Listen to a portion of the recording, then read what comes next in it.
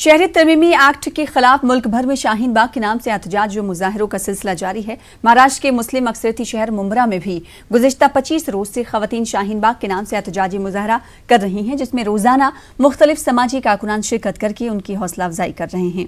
मारूफ समाजी कारकुन मेधा पाटकर भी यहाँ पहुंची। मेधा पाटकर ने कहा कि जिस तरह से नोटबंदी में सिर्फ अमीर नहीं बल्कि समाज का हर तबका मुतासिर हुआ था, सिर्फ गरीब ही नहीं, इसी तरह इस एक्ट में सिर्फ मुसलमान ही नहीं बल्कि मुल्क का हर शहरी मुतासिर होगा। कानून केवल मुसलमानों के खिलाफ है, ऐसा एक भ्रम फैलाया गया और कुछ हद तक वो सही भी है, क्योंकि टारगेट तो उनको बनाने का लक्ष्य था। लेकिन आज हम सब लोग जान गए हैं और हमारे आदिवासी जानते हैं, हमारे किसान मजदूर जानते हैं कि उनको भी कागजी खेल में फंसाया जाने वाला है, जैसा आसाम में हुआ है। मैडम, जिस तरह से तो वो आज तक नहीं भी उतरे होंगे तो भी हमारे जैसे सभी साथी जो जहाँ भी अन्याय होता है खड़े होते हैं। हमारा कर्तव्य बनता है कि हम अपने अपने जगह पर प्रबोधन करें, सबको समझाएं। शहरी तरमीमी कानून के खिलाफ एवत महल जिले के उमरखेड़ में पिछले 10 दिनों से लोग दिल्ली के शाहीन बाग की तर्ज पर गैर मुअय्यना मुद्दत पर एहतजाजी धरने पर बैठे हुए हैं। मुजाहिरीन की रहनुमाई के लिए मुख्तलिफ प्रोग्राम लेकर मेहमान मुकर्ररीन को मदऊ किया जा रहा है। इसी सिलसिले में वंचित बहुजन अघाड़ी के रियासती नायब सदर AL वार्ड और पार्टी के रियासती तर्जुमान फारूक अहमद ने धरने में शिरकत की और मुजाहिरीन से खिताब किया। अपनी तकरीर में इन्होंने कहा कि शहरी तरमीमी कानून के पीछे मोदी हुकूमत के क्या अज़ाइम हैं और किस तरह से ये कानून मुल्क के लिए न सिर्फ मुसलमान बल्कि पसमानदा तबकात की शहरियत छीनने का जरिया बनेगा। इस कानून के खिलाफ चलाई जा रही एहतजाजी तहरीक में तमाम मज़ाहिब के लोगों को शामिल करने की भी इस मौके पर अपील की गई। गोश्त के शक पर गाय के गोश्त का इल्जाम लगाकर, गोवंश का इल्जाम लगाकर आपने चौरस्तों पे मॉब लिंचिंग करके हमको कुचल कर ठेस के मार दिया, तब भी मुसलमान रास्तों पे नहीं उतरा। अरे हमारी शरीयत का जो हकूक हमको दस्तूर से मिला वो 3 तलाक का कानून बना, फिर भी मुसलमान रास्तों पे नहीं उतरा। आज मुसलमान रास्तों पे उतरा है तो इस मुल्क का संविधान बचाने के लिए उतरा है, मजहब बचाने के लिए नहीं। ये कानून जो हमारे होम मिनिस्टर कह रहे हैं कि ये सिटीजनशिप देने का कानून है, हालांकि इससे सिटीजनशिप दी भी जाती है और ली भी जाती है। आसाम के NRC के पस मंज़र में हम अगर देखें तो यही कानून से कुछ लोगों को सिटीजनशिप मिलेगी और कुछ लोगों की सिटीजनशिप जाएंगी। और वैसे भी ये जो है आर्टिकल 14 का जो है उल्लंघन करने वाला कानून है और इसको हम जो कतई बर्दाश्त नहीं करेंगे। हम हुकूमत से इतना ही कहना चाहते हैं कि ये जो असंवैधानिक कानून है, जो अनकॉन्स्टिट्यूशनल है, इसको वापस ले। तरमीमी कानून NPR और NRC और CA के खिलाफ औरंगाबाद में जेल भरो आंदोलन किया गया। लोक विकास परिषद की जानिब से किए गए इस मुजाहरे में सैकड़ों नौजवानों ने शिरकत की और अपनी गिरफ्तारियां पेश की। इससे कबल हुए एक जलसे में मरकजी हुकूमत की पॉलिसियों पर जबरदस्त नुक्ताचीनी की गई।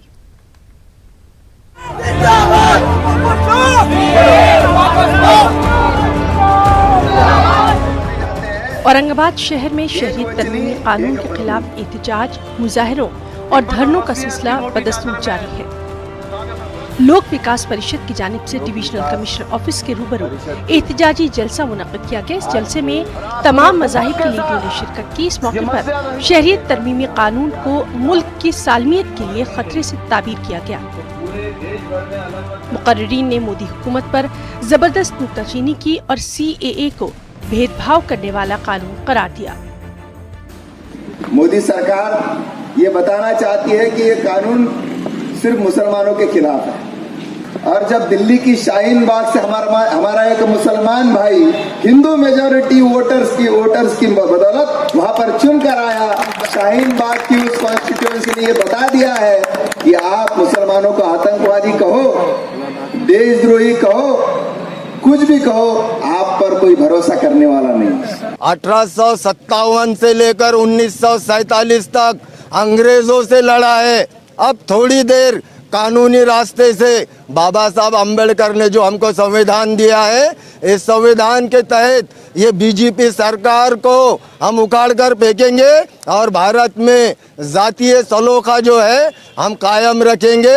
और हम आपके माध्यम से ये ऐलान करना चाहते हैं कि जेल भरो आंदोलन को अगर से सरकार गंभीरता से नहीं लेती तो बहुत जल्द लोक विकास परिषद रेल रोको आंदोलन करेगी। मुल्क भर में जारी एहतजाज की लहर को इस मौके पर आज़ादी की दूसरी लड़ाई से ताबीर किया गया। मुकर्रीन ने लोगों को खौफजदा होने के बजाय मुल्क की बका के लिए रास्ते पर उतरने की अपील की। एहतजाजी जलसे के बाद जलसे में शामिल सैकड़ों नौजवानों ने CAA की मुखालिफत में गिरफ्तारियां भी पेश की। आज हमने जेल भरो आंदोलन किया, हम इसका तीव्र विरोध करते हैं। यदि अगर हमारी मांग के ऊपर जो है तो गंभीरता से दखल नहीं ली गई तो हम पूरे देश के अंदर जो है तो लोक विकास पार्टी धरने और आंदोलन करके जो है तो सरकार को गिराने का काम करेगी। लोक विकास परिषद के इस जेल भरो आंदोलन में 150 से ज्यादा अफराद ने गिरफ्तारियां पेश की। परिषद के सदर ने इंतबाह दिया कि हुकूमत अगर नहीं मानती है तो मुस्तकिल में रेल रोको आंदोलन भी शुरू कर दिया जाएगा। न्यूज़ 18 उर्दू के लिए औरंगाबाद से असदुद्दीन की रिपोर्ट। अकोला के त्रौन नामी गांव में इदारे अदब इस्लामी की जानिब से CAA, NRC और NPR के खिलाफ एक एहतजाजी मुशायरा का इनेकाद किया गया, जिसमें शोरा ने इनकलाबी कलाम पेश कर अलग अलग अंदाज में अपना एहतजाज दर्ज किया। इस दौरान मुल्क की आज़ादी से लेकर दीगर कौमी मसाइल के वक्त उर्दू अदब की खिदमात पर भी रोशनी डाली गई। उर्दू की उन्हीं खिदमात को ख्याल में रखते हुए शायरी के जरिए CAA के खिलाफ एहतजाज करने का मंसूबा बनाया गया। हमने हाथों से भी शेरों को पछाड़ा दोस्तों, फिर बताओ आज के इन गिदड़ों से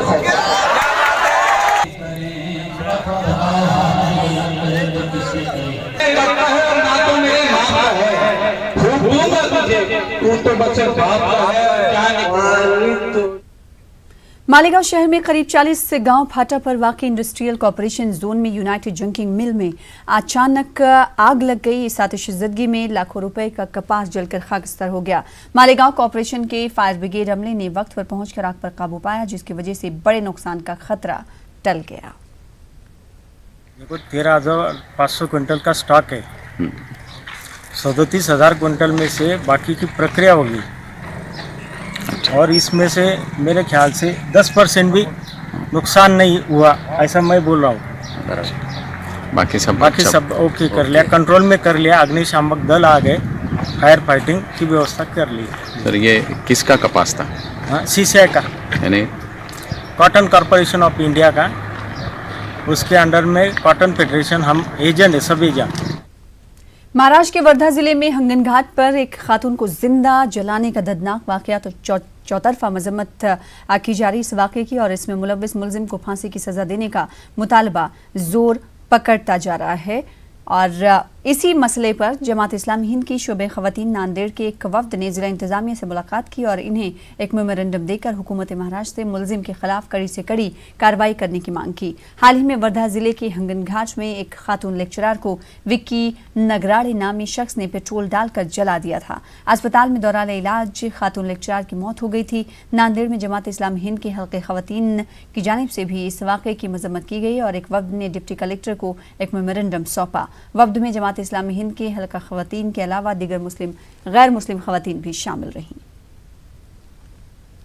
हंगन घाट में जिस तरीके से एक लेक्चरर को जलाकर उसकी हत्या की गई, उसके मजम्मत करते हुए आज हमने यहाँ कलेक्टर ऑफिस में जमात इस्लामी हिंद नांदेड़ की महिलाओं और हमारे साथ साथ दीगर वतनी बहनों को साथ में लेकर कलेक्टर को ये मेमोरेंडम दिया कि उस इंसान को जल्द से जल्द फांसी की सज़ा दी जाए।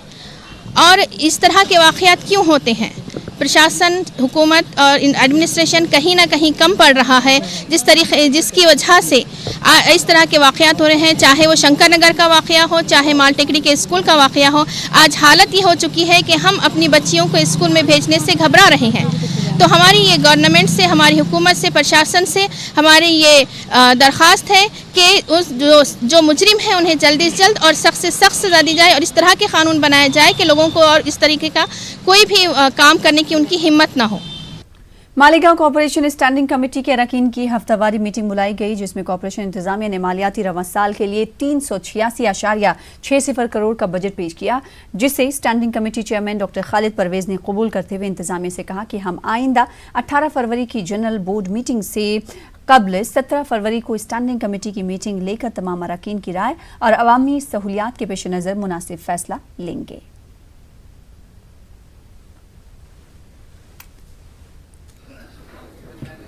आने वाले वक्तों में स्टैंडिंग कमेटी शहरियान पर किसी तरीके का टैक्स का बोझ नहीं बढ़ाएगी और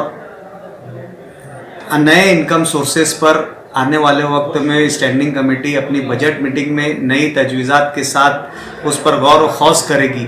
2021 के लिए जो बजट तैयार किया गया 380 कोटि का है, जिसमें किसी किस्म की कोई टैक्स की वाड़ नहीं की गई है। जो इनकम महानगर पालिका जनरेट कर सकती है उसी इनकम के आधार पर फैक्ट फिगर के साथ में ये बजट बनाया गया है, जिसमें मौसूली उत्पन्न उनका खुद का उत्पन्न जो है 202 कोटि के आसपास आता है। बाकी का जो कुछ अनुदान है, कुछ म्यूचुअल फंड्स जो होता है उसके आधार पर 386 कोटि होता है। साबिक वजीर आजम और जेडीएस सेकुलर के कौमी सदर देवेगौड़ा ने कहा कि दिल्ली इंतखाबात बीजेपी और कांग्रेस दोनों कौमी जमातों के लिए एक अच्छा सबक है। देवेगौड़ा कर्नाटक के रायचूर दौरे के दौरान मीडिया के नुमाइंदों से बातचीत कर रहे थे। इन्होंने इस मौके पर कहा कि शहरियत तरमीमी कानून और एनआरसी के जरिए मुल्क को हिंदू राष्ट्र बनाने का ख्वाब कभी शर्मिंदे ताबिर नहीं होगा। इन्होंने मजीद कहा कि दिल्ली के इंतखाबात इसकी ताज़ा मिसाल है। देवेगौड़ा ने मजीद कहा कि उनकी अवाम इलाकाई पार्टियों को अहमियत दे रही है, जबकि बीजेपी जैसी कौमी जमात को कई रियासतों में नाकामी का सामना करना पड़ा। साबिक वजीर आजम ने कहा कि बीजेपी लीडर खुद कह रहे हैं कि कर्नाटक में बदनुमानियों और बेकायदगियों में इजाफा हुआ है। RSS ಎಜೆಂಡಾ ಏನಿತ್ತು, ಏನು ಕಳೆದ 5 ವರ್ಷದಲ್ಲಿ ನಡೆದಂಥ ನಡವಳಿಕೆಗಳು ಎರಡನೇ ಬಾರಿಗೆ 200-300 ಗೆದ್ದ ಮೇಲೆ ತೆಗೆದುಕೊಂಡಂಥ ಈ ಕಾನೂನುಗಳು ಅವರಿಗೆ ತಿರುಗು ಮುಳ್ಳಾಗಿದೆ. ಅವರಿಗೆ ಯೋಚನೆ ಬಂದಿದೆ, ಅದರ ಬಗ್ಗೆ ಮಾತಾಡಬೇಕು. ನಿರುದ್ಯೋಗನ ಬಗೆಹರಿಸೋದು, ರೈತರ ಕಡೆ ಹೆಚ್ಚು ಗಮನ ಕೊಡೋದು, ಈ ವಿಷಯದಲ್ಲಿ ಅವ್ರಿಗೆ ಜ್ಞಾನೋದಯ ಆಗಿದೆ. ಮೋದಿಗೂ ಇಲ್ಲಿ ಟ್ರಂಪ್ ಒಂದು ಗುಜರಾತಲ್ಲಿ ದೊಡ್ಡ ಶೋ ಮಾಡಿಬಿಟ್ಟು ಆ ಹೊಸ ಸ್ಟೇಡಿಯಂಗೆ ಅವ್ರಿಗೆ ಇಲ್ಲಿ ಓಪನ್ ಮಾಡಿಸ್ಬಿಟ್ರೆ ಸಡನ್ನಾಗಿ ದೇಶದ ಜನ ಎಲ್ಲ ಮಾರ್ಪಾಡಾಗೋದಿಲ್ಲ. ಜನ ಸಾಕಷ್ಟು ನೊಂದಿದ್ದಾರೆ, ಯುವಕರಂತೂ ತವಕದಲ್ಲಿದ್ದಾರೆ. ಸೋಷಿಯಲ್ ಮೀಡಿಯಾ ಇವೆಲ್ಲ ಆಯಿತು ಹೋಯ್ತು, ಇವೆಲ್ಲ ಉಪಯೋಗ ಬರಲ್ಲ ಅನ್ನೋದು ಪ್ರೂವ್ ಆಗಿದೆ. ಈಗ ದಯಮಾಡಿ Delhi mandate is an eye opener to both the national parties. Gulbarga में हज हाउस की तामीर के लिए रियासती हुकूमत आने वाले बजट में 10 करोड़ रुपए फराहम करे। गुलबर्गा की रुकन असेंबली कनीज फातिमा ने यह मुतालबा किया। हाल ही में बेंगलुरु में वजीर आला येदियुरप्पा के साथ हुई मुस्लिम नुमाइंदों की मीटिंग में कनीज फातिमा ने भी हिस्सा लिया था। अक़लियतों के मुतालबात और गुलबर्गा के मसाइल के सिलसिले में वजीर आला को याददाश्त इन्होंने पेश की। कनीज फातिमा ने कहा कि मरकजी हुकूमत ने हाल ही में गुलबर्गा को MCA की फहरिस्त से हटाया है। गुलबर्गा के अवाम बिलखुसूस अक़लियतों के साथ बड़ी नाइंसाफ़ी हुई है, लिहाजा मरकजी हुकूमत फौरी तौर पर गुलबर्गा को MCA की फहरिस्त में बरकरार रखे। मैं परसों जो CM साहब के पास माइनॉरिटीज़ के जो प्री बजट मीटिंग थी, उसमें टोटल कर्नाटक के लिए मैंने 5000 करोड़ पूछा है माइनॉरिटीज़ के लिए, और हमारे हज भवन बनाने का जो है उसके लिए 10 करोड़ पूछे हैं, क्योंकि जब साहब के पीरियड में ये जगह अलॉट हुई थी 5 एकड़ जगह है हज हाउस के लिए, जब एयरपोर्ट नहीं होने की वजह से साहब नहीं कर सके हज हाउस का, तो अल्हम्दुलिल्लाह हज एयरपोर्ट शुरू हो गया, फ्लाइट शुरू हो गए हैं, तो मैंने 10 करोड़ हज हाउस के लिए पूछे हैं। Minority welfare government of India से गुलबर्गा को MCA से हटा दिया गया है, MCA की लिस्ट से, माइनॉरिटी एक कॉन्सेंट्रेटेड एरिया से, तो उसके लिए भी मैंने कहा है कि उसको फिर से लिस्ट में डालने के लिए गुलबर्गा को। मुमताज़ कम्युनिस्ट लीडर बृंदा करात ने मरकज़ पर शहरी तरमीमी कानून के ताल्लुक से अवाम को गुमराह करने का इल्ज़ाम आयद किया। बृंदा करात ने वज़ीर दाखिला अमित शाह पर पाकिस्तानी व बांग्लादेशी अक़लियतों के गलत एदाद-ओ-शुमार पेश करने का भी इल्ज़ाम आयद किया। दिल्ली असेंबली इंतखाबी नताइज को कम्युनिस्ट लीडर ने जमहूरियत की जीत बताया। वो एक जलसे से खिताब करने के लिए गुलबर्गा पहुंची। गुलबर्गा में बृंदा करात ने हमारे नुमाइंदे जवाद मीर से खास बातचीत की। CAA पर मुल्क भर में जहाँ एहतजाज हो रहे हैं उसमें कम्युनिस्ट पार्टी के लीडर पेश है। हमारे साथ गुलबर्गा में बृंदा करात आई हुई है। अच्छा मैडम, CAA पर आपको क्यों ऐसा नजर आ रहा है कि CAA जो है ये मुल्क मुखालिफ कानून है, हालांकि गवर्नमेंट तो कह रही है कि ये नागरिकता देने का कानून है, छीनने का कानून नहीं है? ये बहुत गलत बोल रहे हैं, ये लोगों को बेवकूफ़ बना रहे हैं, क्योंकि पहले बार हमारे देश के इतिहास में नागरिकता को धर्म के साथ जोड़ा गया है। वो कहते हैं कि बाहर के लोगों के लिए है। अरे भाई, बाहर के लोग हिंदू हो सकते, मुसलमान हो सकते, रोहिंग्या हो सकते, अहमदिया हो सकते, श्रीलंका के तमिल हो सकते। आपने चुन चुनकर केवल एक कम्युनिटी के लोगों को बाहर रखकर आप कैसे नागरिकता दे सकते हैं? कल बाहर के लोग अंदर के हो जाएंगे, और आपने बाहर के लोगों को अंदर करने के लिए जो प्रक्रिया चुना है उसमें धर्म आधारित है, इसलिए संविधान के खिलाफ है। ये बिल्कुल गलत फिगर्स दे रहे हैं। हकीकत यह है कि 1951 की सेंसस में 14% लोग गैर मुसलमान थे। 1951 की सेंसस में जो पश्चिम पाकिस्तान था उस समय भी लगभग 3% गैर मुसलमान थे, 23% नहीं।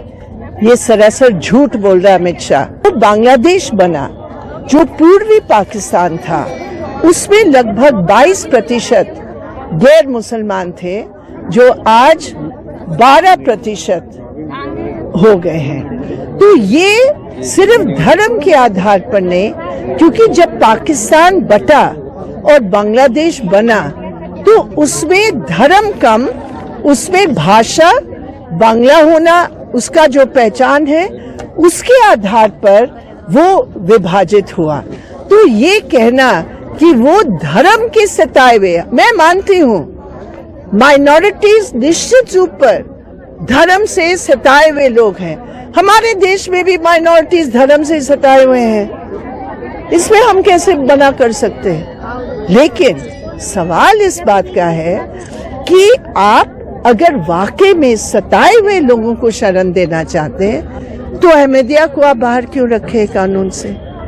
श्रीलंका की जो तमिल है, सबसे बड़ी संख्या में तमिल आए हैं, 1 लाख से ऊपर। मद्रास हाईकोर्ट का फैसला था 2019 में कि इनको आपको नागरिकता देना चाहिए अगर वो चाहते हैं, लेकिन उन्होंने क्यों? इसलिए उनकी दिल में सताए हुए लोगों के लिए कोई सोच नहीं है। वो केवल धर्म के आधार पर अपने जहरीला एजेंडा को आगे लेकर। मैडम, शाहीन बाग को अगर किस तरह से पीएम ने कहा था, शाहीन बाग एक सहयोग नहीं एक प्रयोग है। सबसे बड़ी बात है कि मोदी जी की जो शब्द थे वो उल्टा उन्हीं के सिर पर गिरे, बुरी तरह गिरे। और मोदी जी का प्रयोग था कि हम कैसे दिल्ली के चुनाव को हम जीत सकते हैं जहरीला प्रचार करके, और शाहीन बाग को हम हैवान के रूप में जनता के सामने पेश करके हम वोट ले लेंगे। लेकिन दिल्ली की जनता ने ऐसे जवाब दिया मोदी जी को कि उनका प्रयोग भी फेल, सहयोग भी फेल, उनकी नीति भी फेल, उनकी लीडरशिप भी फेल। अमित शाह ने कहा था करंट का झटका ऐसा लगा कि शाहीन बाग तक जाए। देखिए, उनकी भाषा कोई गृह मंत्री को शोभा देता है कि आप इतने ऐसे शब्द इस्तेमाल करते हैं? छी छी छी, ये अमित शाह को शर्म आना चाहिए। गृह मंत्री की पद को कुछ सोचो, कुछ संभालो। उन्होंने तो हद कर दी, तमाम रिकॉर्ड तोड़ दिया गलत भाषा और भाषण देकर। तो पूरी दुनिया ने देखी, उसकी कोई इज्जत है क्या? अच्छा, केजरीवाल की जीत को आप किस तरह से देख रहे हैं मैडम? दिल्ली की जनता की जीत है। उन्होंने भारतीय जनता पार्टी के पूरे बल का सही जवाब दिया बैलेट से। जब एनपीआर के लोग आएंगे हम जवाब नहीं देंगे। धन्यवाद मैडम। ये थे सीपीएम लीडर बृंदा करात, जिनका कहना है कि हुकूमत जो है मजहबी तौर पर अवाम को तकसीम कर रही है। एनपीआर का सपोर्ट हर हाल में नहीं किया जाना चाहिए। News 18 Urdu, Gulbarga, Jawad Mir. Gulbarga engineers forum के नाम से गुलबर्गा में एक तंजीम तश्कील दी गई है। जिम्मेदारान के मुताबिक इंजीनियरिंग में ज़ेर तालीम तलबा और पास आउट तलबा की रहनुमाई करना इसका असल मकसद है। साथ ही सरकारी मुलाजिमतों में बरसरे खिदमत इंजीनियर्स के मसाइल के हल की कोशिश करना भी उनके एजेंडे में शामिल है।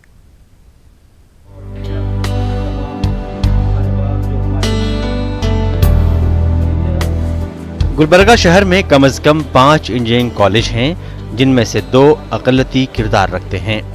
इस मुनासबत से गुलबर्गा में हर 2 घरों के दरमियान कम से कम 1 इंजीनियर मौजूद है, लेकिन हजारों इंजीनियर्स होने के बावजूद बेरोजगार हैं या फिर जद्दोजहद से दो चार हैं।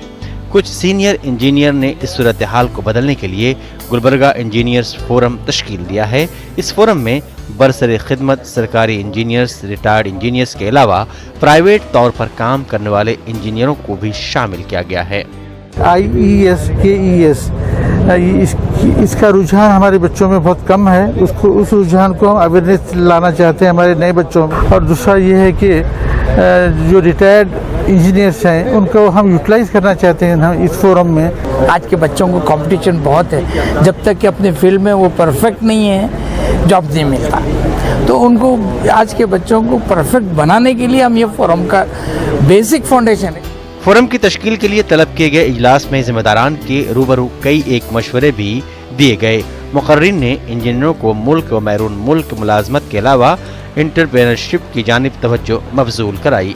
ऑनलाइन जो अपॉर्चुनिटीज़ हैं एम्प्लॉयमेंट के, वो सारे उसका डिस्प्ले कर रहे हैं। वो आकर उससे मुस्तफ़ीद हो सकते हैं और मज़ीद गाइडेंस की ज़रूरत हो तो वो भी इसके जो मेंबर्स हैं वो प्रोवाइड करने के लिए तैयार है। मैं जो PRED का इंजीनियर हूँ, हम तकरीबन 200 करोड़ का काम करते हैं साल में। PWD हमसे ज़्यादा 300 से 350 करोड़ का काम करती है। अगर उसके लिए एक कंसल्टेंट 1% भी काम करता है तो सोचिए कितना पैसा है। जिम्मेदारान के मुताबिक फोरम के तहत प्रोफेशनल और वोकेशनल कोर्सेज की तरबियत, वर्कशॉप्स, सेमिनार्स का भी एहतमाम किया जाएगा। न्यूज़ 18 उर्दू के लिए गुलबर्गा से जवाद मीर की रिपोर्ट। सीए के खिलाफ जारी एहतजाज में कर्नाटक की एक अहम और बुजुर्ग शख्सियत तवज्जो का मरकज बनी हुई हैं। जी हाँ, 104 साल मुजाहिद आज़ादी HS दुर्रे स्वामी तकरीबन हर दिन एहतजाज में हिस्सा ले रहे हैं।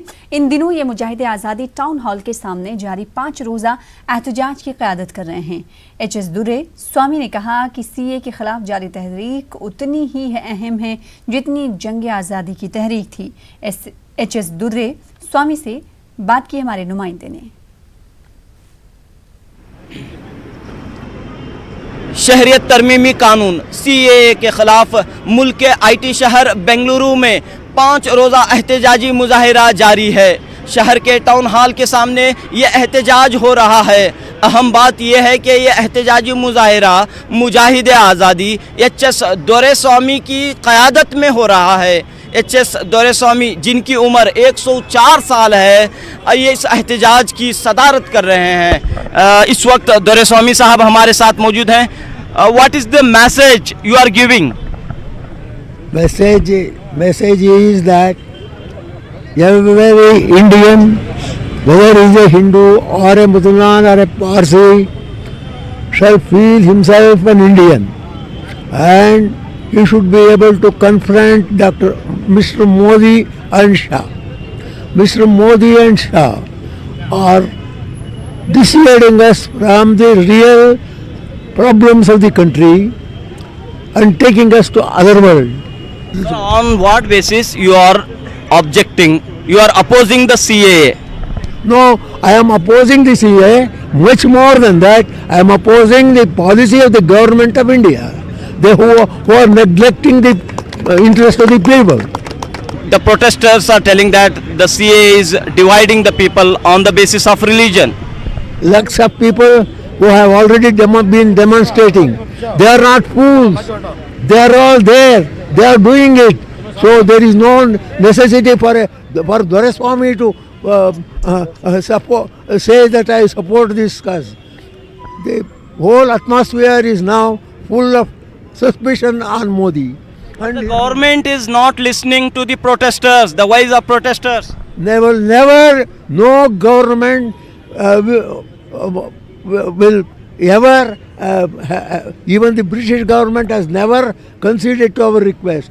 Only when we fought for it, when we consolidated our interests, and when we brought sense to them, only then they realized and they left the country.